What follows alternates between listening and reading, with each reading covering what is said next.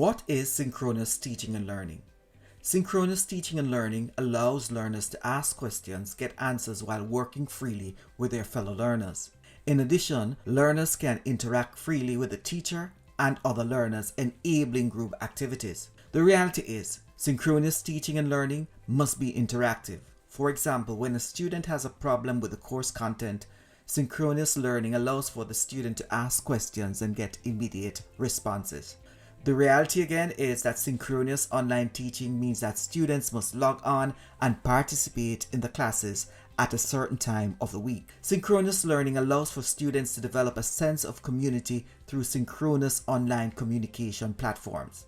In most cases, quality live streaming platforms are used to facilitate synchronous teaching and learning. This form of learning can alleviate the sense of isolation, and this is critical for improving students' engagement and maintaining interest. Finally, an essential point of synchronous learning is that the teacher provides the learning group with a certain degree of direct instruction. For a quality online synchronous session, the teacher or instructor should ensure that they consider their learner's profile, accessibility, the diversity of their learners, and employ various strategies to sustain engagement. Please use the links in the description section of this blog for additional strategies for doing so. In summary, teaching synchronously online requires new skills to be developed to cope with this form of teaching. I believe that any synchronous session must have 3 segments. First segment would focus on the introduction. The introduction would set the stage or the context and outline the objectives, of course, and make connections to previous lessons or out-of-class activities. The second segment of the session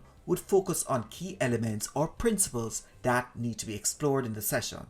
In other words, there must be interaction between the teacher and students to student interaction.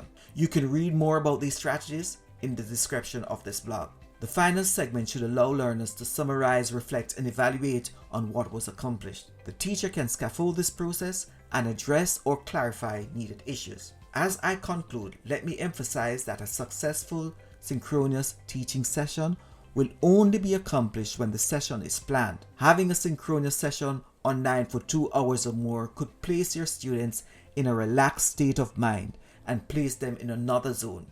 Thanks for now, and please remember to share and like this video.